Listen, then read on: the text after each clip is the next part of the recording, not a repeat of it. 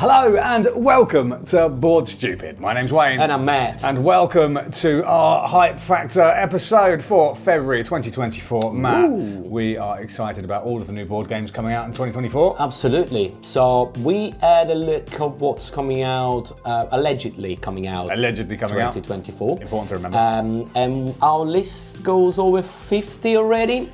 And those are just the one that we found out, that we researched. So yes. We're not going to talk about all 50 in this episode, even because they're going to grow in number up to Spiel when then they just then it goes through the roof. Yeah, absolutely. So the idea for this series is every month we're going to bring you 5 games that we're really looking forward to play. Sound good. Yes. Yeah. Again, most of this game will come out on in 2024.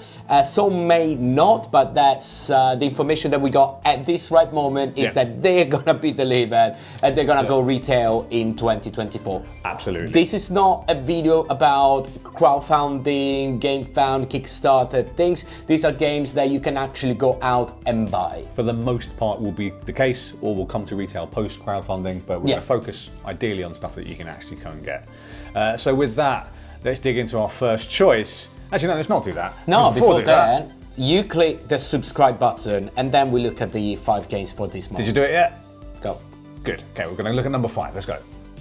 So for the first one, tell us about, Wayne. What do we got? We have a game called Spectral, and Spectral is by Bitewin Games, designed by Ryan Courtney, plays 2 to 5 players, and in around 30 minutes. So it's a nice, relatively short experience. And is a social deduction. Pure deduction, as a matter of fact. Pure deduction, competitive deduction game. Yeah, so that sounds really, really interesting. Sounds something that is fun to play in a group. Absolutely. Competitive treasure hunters exploring a spooky manor. So so the setup of the game is the spooky mansion where you and your competitors are gonna try to find some diamonds and trying to avoid curses. And it's literally like there are gonna be a certain number of tiles on the board that you can explore. You can flip it all, or you can pick at the card without revealing it to other players. Write it in a journal, a secret journal to you write got your it in. little journal. You write down what that room is,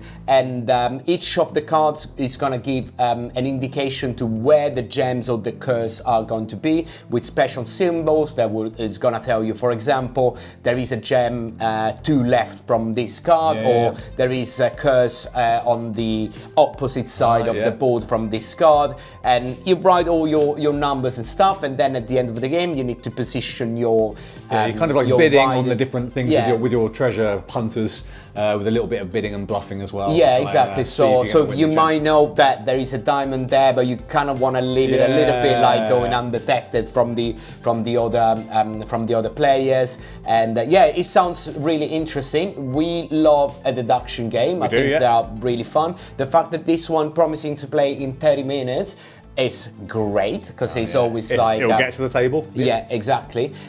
All the artwork and stuff really looks nice, like on this all like black, white, and red. So it's very in this spooky way. So looking forward to this. Could be a big hit for Halloween, maybe. We don't know when it's coming out. It's coming out 2024. So definitely check Spectral. Hello, Frank. So, Matt, we're going to get into the deep, dark sea with our next pick. We are. And we're talking about Kelp. This game looks amazing, but we need to say that at the moment it's not certain when it's going to come out to retail. There is a chance that it's not coming out to retail, but probably will. This is our question mark pick. Exactly. At the moment, the pledge manager is still open, so you could go and have a look. But go into the game, Kelp is a 1 versus 1 completely asymmetrical game where one player plays the shark and one player plays the octopus. Shark versus octopus, the battle for the ages. Yes, and what's going to happen with the game is basically the octopus needs to survive, and it will try to hit. So it's got some hidden movement mechanic, laying traps for the shark and all sorts. While the shark needs to move around and try to plan his attacks and where he's going to attack. So it's completely asymmetrical because for the sharks you're going to have a back building with dice manipulation.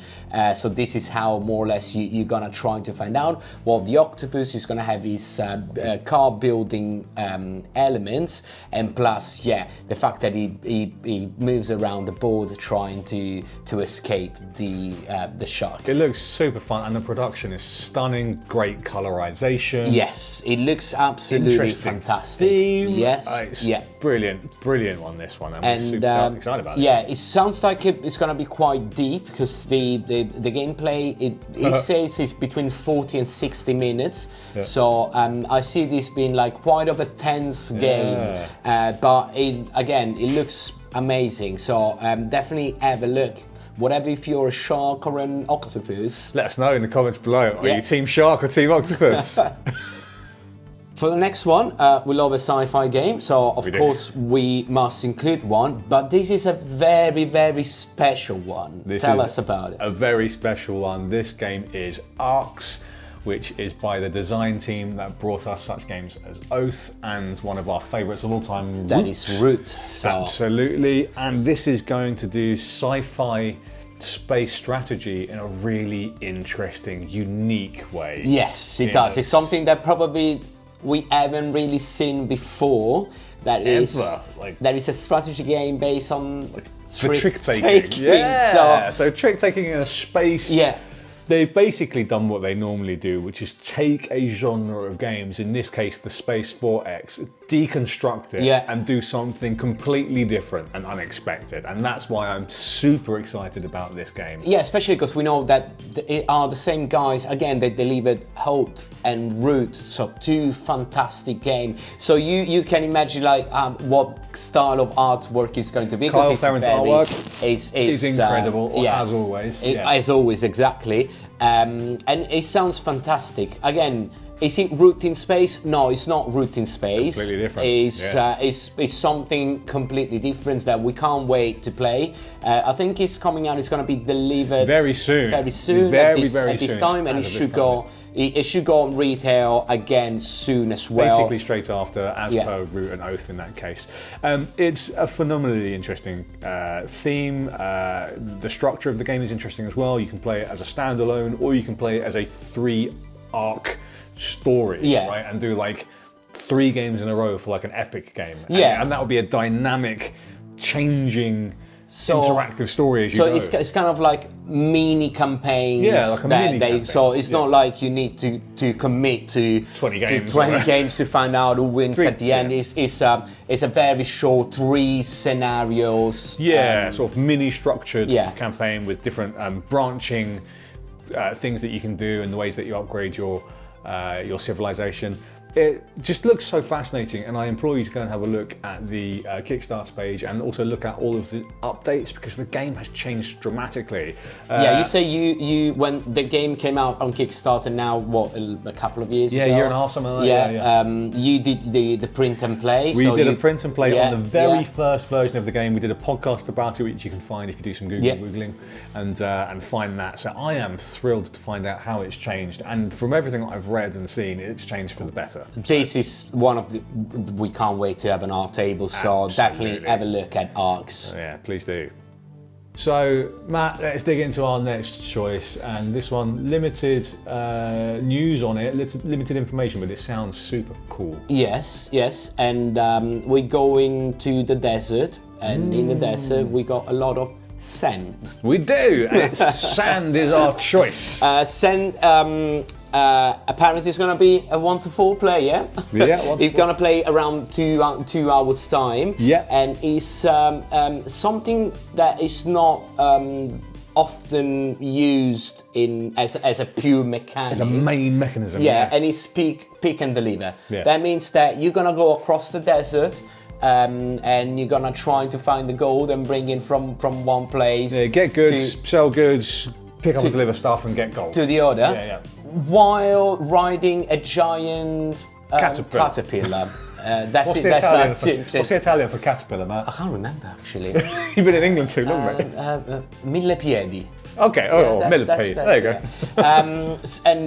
You can nourish this caterpillar. You can upgrade the caterpillar. You can make it like faster and travel longer. You get like companions as well. yeah. Where you're going to help you out and stuff like that, and you're going to do missions on the way. Yeah, exactly. So again, so there's cool. very limited information. The publisher is De Veer. They do some great stuff. Designed by Ariel Di Costanzo and Javier Pellizzari. I hope Pellizzari. I hope I said it correctly. Sorry if I didn't. It looks really nice. It looks Production colourful. looks lovely. It looks like Double layer interesting. boards. And this fact that it's based on a mechanic that normally is just something added to another game, for example, like Horrified, Horrified, or whatever, or even Western Legends got the little like the kettle run that you need to bring a kettle from one place to the other. This is going to be the main mechanic this time, and there are not many games that do that. No. So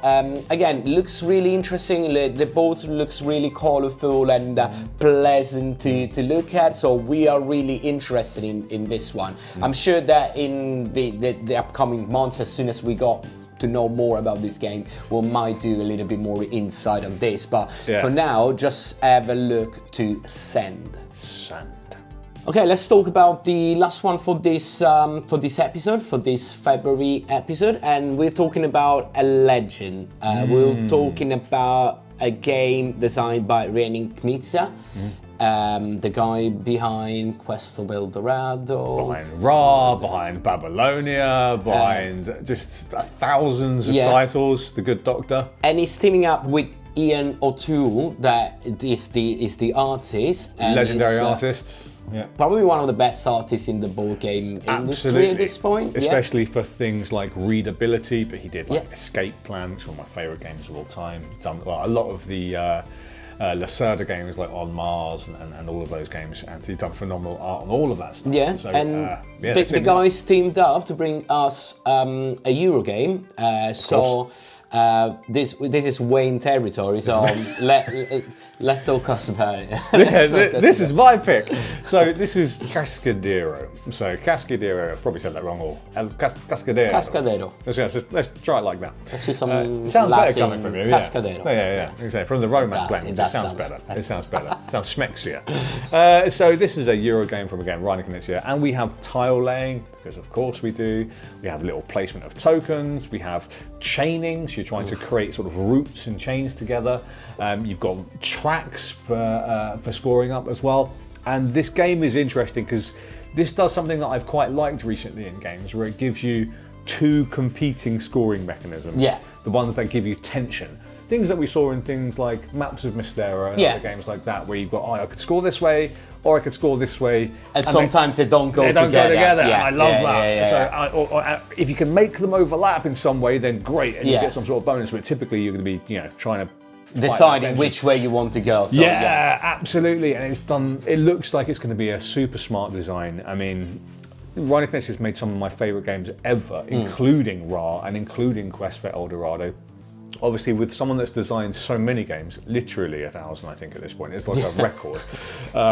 He has some hits, some misses, but this looks like it's a properly made, decent, full-on game. That is in the realms of those other games that we've mentioned. And it could be a big hit, I think. Yeah, and it's interesting because again, it's Euro game, but we're talking about the designer said it's going to be between 45 minutes and an hour at the most play time. That for a Euro game, that is a very short time. It's a good one. It's kind of the sweet spot, I think, for what Renin Knizia does. And the games that I like is those mid-weight Euro euros. They get out of the way in an hour. Yeah, because enjoy them. there's been a tendency in the last few years to have like these Euro games that just like never ending, and you need Really to keep, heavy. Yeah. 4-hour-long experiences. So this one again, all the production, we said about the artworks, the artist is fantastic. So the artwork looks very nice, clean, very and, readable.